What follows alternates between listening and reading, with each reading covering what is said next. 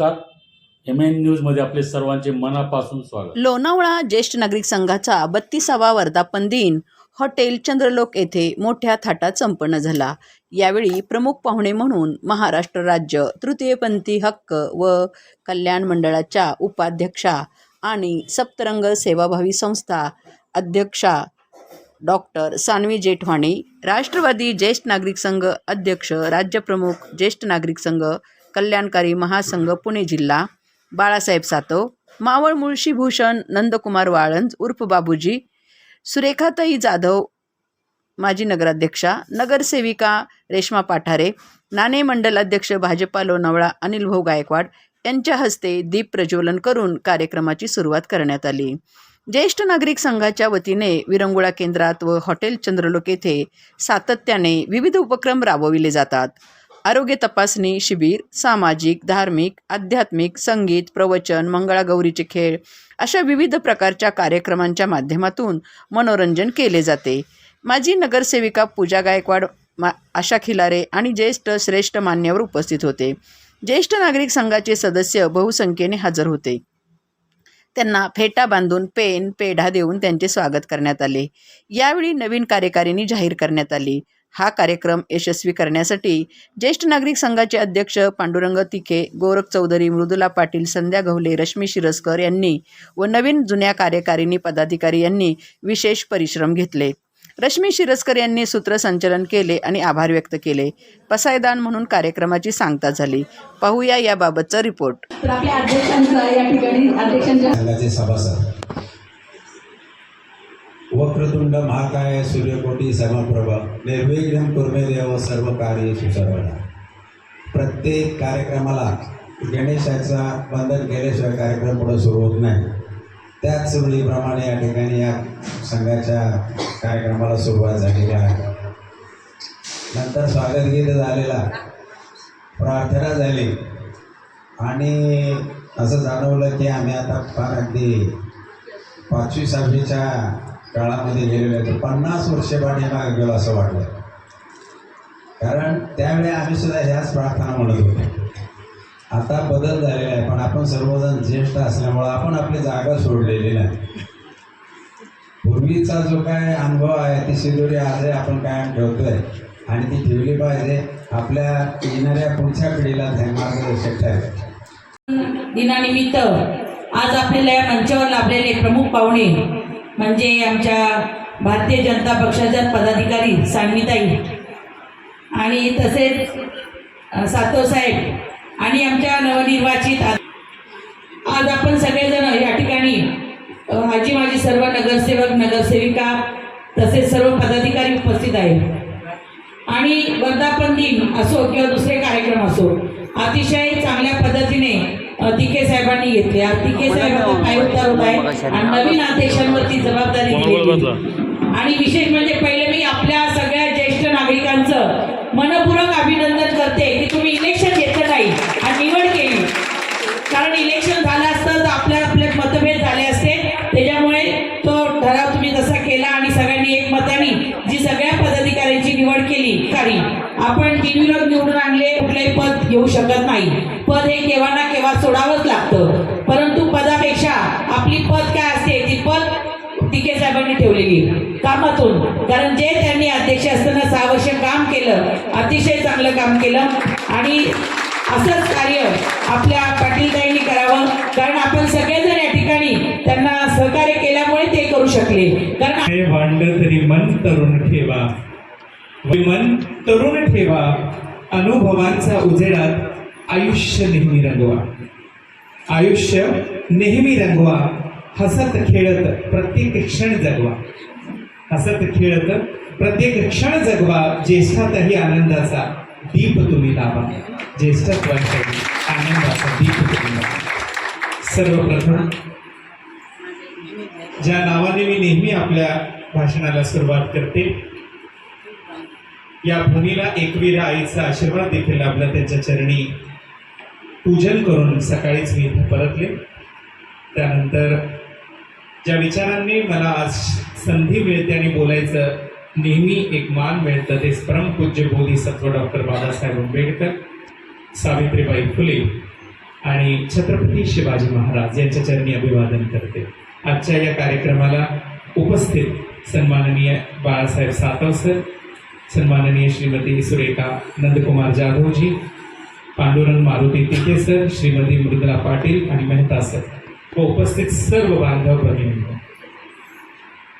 कार्यक्रम माझ्यामुळे विलंब झाला, त्यामुळे पहिले दिलगिरी व्यक्त करते. त्याचे देखील हार्दिक शुभेच्छा देते. आणि मला जो विषय देण्यात आला, ज्येष्ठांचे आनंदी जीवन, मला वाटतं की तुमच्या इतका आनंदी कोणी असेल का? है ना? आणि काय झालं, एक आजोबा होते, आपल्या नातवंडाकडनं मोबाईल शिकलं. मोबाईलमध्ये म्हणे गुगलला असं विचारलं ना बाबा, आजोबा ते बरोबर उत्तर देतात. त्याने मोबाईल उघडलं, त्या गुगलच्या टिडिंग माईकचं बटन दाबलं आणि दाबल्या जोरात बोलायला लागले, अरे बाबा गुगल, या रस्त्याचा मॅप सांग की. त्याला त्याची मराठी कळाली नाही, त्यानं काय उत्तर दिलं नाही. पुन्हा दुसऱ्यांदा त्याने बटन दाबला, दुसऱ्यांदा विचारलं, पुन्हा त्यानं बोलला, अरे गुगल सांग की मला जायचंय तिकडं. गुगल पुन्हा काय उत्तर देईना. मग नातवंडाला बोलवलं, हे इकडे ये रे, हे तुझ्या आजीसारखी आहे, माझं ऐकतही नाही आणि मला बोलतही नाही. तर नातवंड म्हटलं की माझी आजी बोलत का नाही, तिथं किती बोलते, आबाबा पूर्ण घर उठून टाकले. सकाळ झालं की बोलते, संध्याकाळ झालं की बोलते, आणि तू किती ऐकतो रे बाळा? तो म्हणले की मी काहीच ऐकत नाही, मी माझा मोबाईलकडे बघत असतो आणि आजी तिथं टारा बोंबलत होते. तर म्हणे बाळा, हे हसत बोलताना आपल्याला आनंद वाटतं की ती टरा बोलत राहते, मी माझ्या मोबाईलमध्ये गुंग असतो. मात्र जुने जे लोक आहेत त्यांना आपुलकीचं नातं आहे मोबाईल सोडून आपल्याला जवळ असणाऱ्या माणसाशी बोलावं असं वाटतं. म्हणून असे ज्येष्ठ नागरिक संघ उभारले जिथे एकमेकांना बसून बोलता येणार. त्यांना पहिला फोटोची गरज असते, तिथं ते लग्नाचं मुहूर्त गेलं, तिथं प्री वेडिंग शूट चालू असतं. तर आपल्याला वेळ कोणाला द्यायची हे आपण ठरवायचं असतं. पण पुन्हा आपल्या गोष्टीवर येते की आम्ही जेव्हा मध्यमन शाळांना व्हिजिट देतो तेव्हा त्या शाळेमध्ये आम्ही त्यांचं काय काम करतायत. आता एक उपक्रम आम्ही राबवलो तिथे नांदेडला, एक शाळेमध्ये, मध्यमन शाळेमध्ये त्यांनी काय केलं की जे मुलांना काहीच मिळत नाही त्या मंदिरात गेले आणि सगळे ब्लाऊज उचलून आणले, लेकरांना फुलं तयार करायला लागली. असे फुल मार्केटमध्ये त्यांच्या नावाने विकल्या जातात आणि त्याचं नाव आहे नंदनवन. बघा आनंदाचं वन किती सुंदर आहे. त्या नंदनवन मधून असे फुलं येतात कापडीचे, ते ब्लाऊज पीस फेकलेले, मंदिरात दिलेले, ते रिसायकल होऊन येतात. तर त्याच्यातही ते आनंद शोधत असतात. मग आनंद शोधण्यासाठी आपण इथं तिथं न जाता त्या AI टूलचा जर वापर केला तर मला किती आनंद होईल. मी एका फ्लाईटमध्ये गेले, 4 तासाची जर्नी होती, मला खूपच बोर होऊ लागलं होतं. काय करावं, काढलं ते AI, तिथं रेंजही येईना. मग काय करावं, त्याच्याशी संवाद साधत बसले. संवाद साधताना असं लक्षात आलं की त्याला भावना, तो माणूस नाही पण भावनेने रिप्लाय देतोय. तर प्रत्येक क्षण आपला आहे, त्याला कसं जगता येईल हे आपण शिकलं पाहिजे. कारण एकमेकांचा आधाराशिवाय किंवा एकमेकांना आपण न विचारल्याशिवाय सुद्धा आजच्या जगामध्ये AI टूलच्या माध्यमाने जगताय. हसणं, थोडं जगणं, थोडं स्वतःसाठी वेळ काढणं, असंच साधं आयुष्य असतं जगणं. असंच असतं आयुष्य, थोडंसं जगणं, मग ज्येष्ठात्वही होईल सुंदर असं जगणं. हे जगणं कसं असावं तर आपल्याला हसता खेळता आलं पाहिजे. भौतिक आणि हास्य याचं मिश्रण करून लोकांना आम्ही प्रॅक्टिस केल्या. कोणावर केल्या ते नंतर सांगते. ज्यांना डॉक्टरांनी 2-2 वर्ष 3-3 वर्ष मरतील असे कॅन्सर पेशंट होते. आयुष्याची सगळी उमेद सोडलेली, काहीच नाही, आता आम्हाला जगता येणार नाही. मग आम्ही काय केलं, जापानची एक वाद्ययंत्र आहे ते हार्मोनी म्युझिक आम्ही वापरलं आणि त्यांना रोज सकाळी 6ला 7ला उठल्यानंतर आणि संध्याकाळी 5 वाजता ती हार्मोनी लावून त्यांच्या हातात काही पण दिलं, याच्याशी खेळत बसा. आणि ती फक्त म्युझिक आहे, का बोलायचा शब्दही नाही. त्यांना ना व्हायब्रेशन्स इतके वाढले शरीराचे की त्यांचं वय म्हणजे त्यांना आपोआप त्याची हे वाढायला लागली. त्यानंतर आम्ही त्यांच्यासाठी लाफिंग प्रॅक्टिसेस केल्या. हे झाल्यानंतर आम्ही एक तासभर गार्डनच्या ग्रीनरीमध्ये नेऊन लाफिंग प्रॅक्टिस केल्या त्यांच्यासोबत. ते पेशंट ज्यांना डॉक्टरांनी डिक्लेअर केले की 2 ते 3 वर्षामध्ये जातील, ते पेशंट 7-7, 8-8 वर्ष जगले आणि 10 वर्षानंतर जाग आली मॉरिशस सरकारला आणि मला दिली.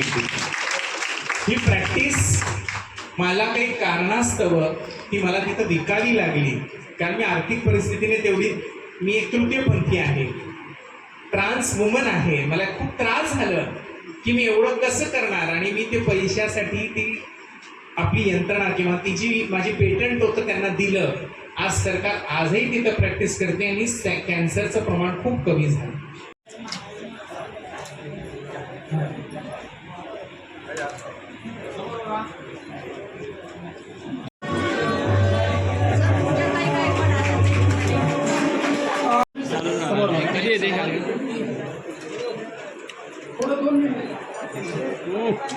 समोर बघा.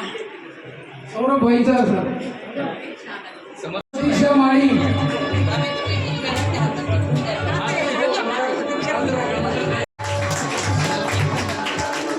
अशाच ताज्या घडामोडी पाहण्यासाठी MN न्यूजला लाईक करा, शेअर करा आणि सबस्क्राईब करायला विसरू नका. धन्यवाद.